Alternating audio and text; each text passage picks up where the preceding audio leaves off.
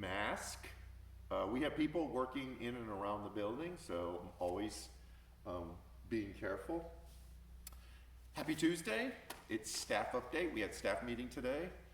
Went long, very long. We had a lot to talk about. Plus, as I've said before, it's always good for us to see each other, catch up, because we don't get to really do that as much as we normally do.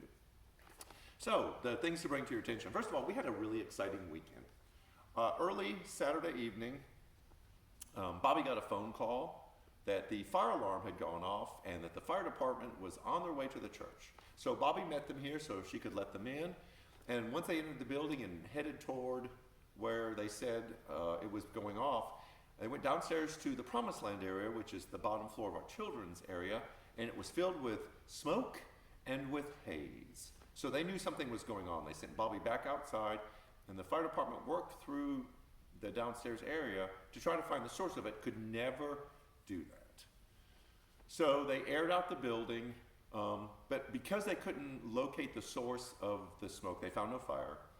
We were put under what's called a fire watch, and that means there needed to be a person here the entire time until we could find the source of the fire and deem that it was okay. So we had a staff person from early Saturday evening to middle Sunday afternoon who just stayed here and then would walk that area to make sure that everything was still okay.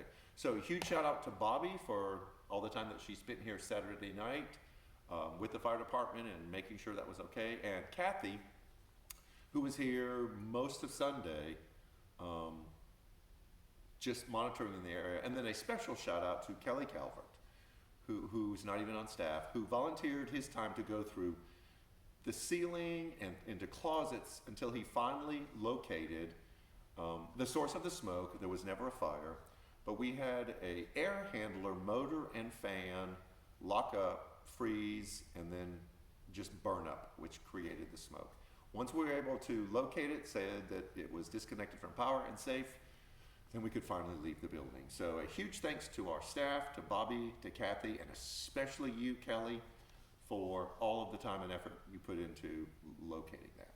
Which leads us to a realization that this is an aging building that's difficult and expensive to keep up. That's our fourth HVAC motor that we are going to have to replace, and that's really tough. So I'm going to speak from the heart now. Our staff has had to make some significant sacrifices, and I'll talk about the other part later, in order to take care of these facilities. We're meeting in person this Sunday, and we want to make sure that you have a great place to come into when you come and worship. And so in order to make these repairs and spend the money, we've had to sacrifice in our areas of ministry.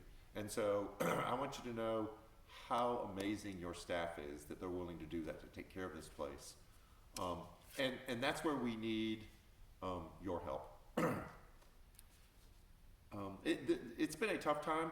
God has been good, you have been good, and we've been able to, for the most part, do all the things that we need to do. And so for those of you who've been giving, thank you.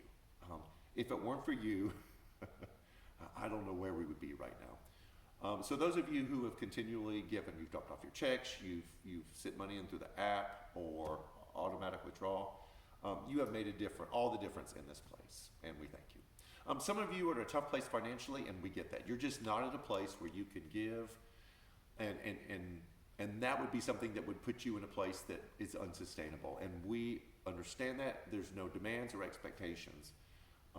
We're all making sacrifices, and we understand that sometimes you're just in a season of life where you can't. But there are some of you who probably could. You used to, and you got out of the habit, or you've joined us anew virtually. You may not even be in the LaGrange area, and you have an opportunity to help us do the things that we do here. And we could desperately use your giving and your resources to help this ministry. For several reasons. One is we have a campus that we've got to take care of, and obviously there's some repairs that need to be done, and we know that that's not sexy. Nobody wants to give to pay for a building, but there are those things that just have to be done. And the reason is because we do a lot of things in the community that we have not sacrificed, that your staff and the leadership here has been willing to make sacrifices in their areas so we continue to be church in the neighborhood. So we're still handing out food, not only through our pantry. We had 2 huge food giveaways here. We're still helping people with their utilities. We have food available during the week for people who need food. We still did the backpacks and the school supplies. We have things coming up, and your giving to this helps us take care of those needs in the community, because we haven't cut any of those. So if you haven't been, or you've just kind of gotten out of the habit, if you could work that into your regular participation in the life of New Community Church, we would greatly appreciate it. You can do that through the website, ncclagrange.com. You just Google New Community Church, or through the app. There are several different ways that you can be a part of all the amazing things that New Community Church is doing. 2 that are coming up. For Halloween, we're going to be putting together little gift bags and delivering them to the homes. Our volunteers and our leadership will be doing that. You'll have an opportunity to contribute to that. And then also, we're going to do the Giving House like we've done every Christmas, where we give gifts to some people in our church who are in need, to people who come through the food pantry, to the 2 schools we recently adopted, Burwell, and then Salvation Army. So you will have an opportunity in the next several weeks to do that too. That's a part of what New Community Church does. And we're so thankful for those of you who have supported us, and those of you who haven't yet. We would love for you to be a part of what we're doing here. Last final thing, I mentioned this earlier, we are live this Sunday in person.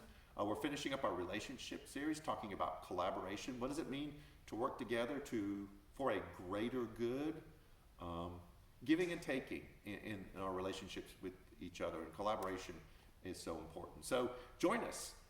Masks, we'll take your temperature, and we'll do physical distancing in this place on Sunday. So that is it. That seems like a lot. I know I talked really fast.